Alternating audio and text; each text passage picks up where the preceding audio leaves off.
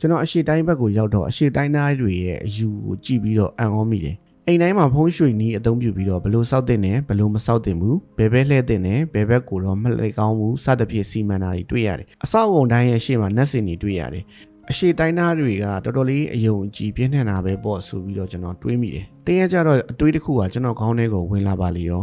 ကျွန်တော်ထင်တာမဟုတ်ဘူးပဲအရှိတိုင်းသားတွေကကျွန်တော်တို့ထပ်ပို့ပြီးတော့အယူသီးတာမဟုတ်ဘူးကျွန်တော်တို့ယုံကြည်တာကတတ်တစ်ခုဖြစ်နေတာကျွန်တော်တို့ကလက်တွေ့ကြတယ်ယုတ်တိတန်တာကိုပဲယုံတယ်ဘာမဆိုယုတ်တိရှိမှကျွန်တော်တို့ကယုံချင်တာဘာကိုပဲကြည့်ကြည့်ယုတ်တိတန်သလားဒါဆိုရင်မှန်တယ်လုံလောက်တယ်တက်တဲ့အထောက်ထားတွေကိုမကြည့်တော့ဘူးဒါလည်းအယူသီးနည်းတစ်မျိုးမဟုတ်လား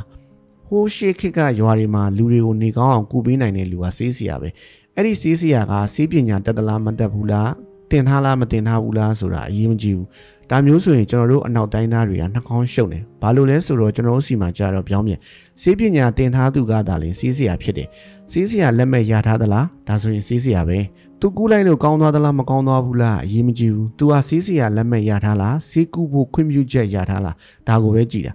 ဆေးဆရာလက်မဲ့ရထားသည့်အတွက်ဆေးကူးတက်လိမ့်မယ်ဆိုတဲ့ယုတ်တိတန်တဲ့အတွေးခေါ်တွေကိုပဲလက်ခံပြီးတော့ကြိတ်မိတ်ယုံလိုက်တာဒါအယူသီးတာပဲမဟုတ်လားယုတ်တိတန်သလားလက်တွေ့ကြသလားဒါကိုအရင်စဉ်းစားပြီးမှရလက်ကိုနောက်မှတွေးတယ်သိပ္ပံပညာရှင်တွေရှေ့နေတွေစီးရင်ကိုင်တွေအင်ဂျင်နီယာတွေကိုရွေးတော့မယ်ဆိုလဲအတူတူပဲလေ့ကျင့်ထားတဲ့လူတင်တန်းတက်ထားတဲ့လူကပို့တော်မယ်ပို့တက်မယ်ဆိုတဲ့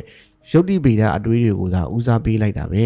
ဒီပလိုမာဘယ်နှခုရထားသလဲဘွဲနှစ်ခုရှိသလားဘာကြောင့်တော်တင်တယ်လဲတက်တင်တယ်လဲဆိုတာကိုဦးစားပေးပြီးတွေးလိုက်တယ်တကယ်တော်နေသလားတက်နေသလားဆိုတာကိုနောက်မှကြော်ညာလောကကိုပဲကြည့်ပါကြော်ညာစီးရီးတစ်ခုစတော့မယ်ဈေးကွက်ကိုတည်ချာချာကွင်းစင်လေးတာထားပြီးပြီဒါဆိုရင်ကြော်ညာအောင်မြင်ရမယ်အဲ့ဒီလိုဈေးကွက်ကိုမလေးလာဘဲနဲ့ဒီတိုင်းဖန်တီးပြီးအောင်မြင်သွားတဲ့ကြော်ညာတွေမရှိဘူးလားရှိတာပေါ့ဒါပေမဲ့အဲ့ဒါကြီးကြတော့ကံကောင်းလို့အောင်မြင်သွားတာပါဆိုပြီးတော့ဆရာကြီးတွေကစီးရင်ပယ်လိုက်ကြတယ်ဘာလို့လဲကျွန်တော်တို့ရဲ့လက်တွေ့ကြခြင်းယုတ်တိတန်ခြင်းဆိုတဲ့အယူသီးမှုနဲ့မကိုက်ညီလို့Virgin လေကြောင်းလိုင်းရဲ့ပိုင်ရှင်ကိုပဲကြည့်ပါသူ့ရဲ့လေကြောင်းလိုင်းကုမ္ပဏီမှာလုပ်ငန်းဆောင်တာပုံစံအသစ်တွေစဉ်းစားတဲ့အခါမှာဘာကိုမှအတိအကျသတ်မှတ်ကန့်သက်တာမျိုးမရှိဘူးနီလန်အသစ်တစ်ခုကိုစိတ်ဝင်စားပြီးဆိုရင်အဖြစ်ချင်းအဖြစ်လုပ်ကြည့်လိုက်တာပဲယုတ်တိရှိသလားတဘာဝကျသလားလက်တွေ့ဆန်သလားစဉ်းစားမနေဘူးဒီတော့စိတ်ကူးအသစ်တွေကမအောင်မြင်တာများတယ်ဒါပေမဲ့သူ့ကုမ္ပဏီရဲ့စိတ်ကူးအသစ်၅ခုမှာတစ်ခုကတော့အရန်အောင်မြင်သွားတတ်တယ်ဘယ်စိတ်ကူးကအောင်မြင်မလဲဆိုတာကိုကြိုတည်ထားတာမဟုတ်တော့ပေါ်လာတဲ့များ idea အားလုံးကိုစမ်းလုပ်ကြည့်တာပဲမအောင်မြင်မှာစိုးရိမ်ပြီးတွေးဝင်မနေဘူး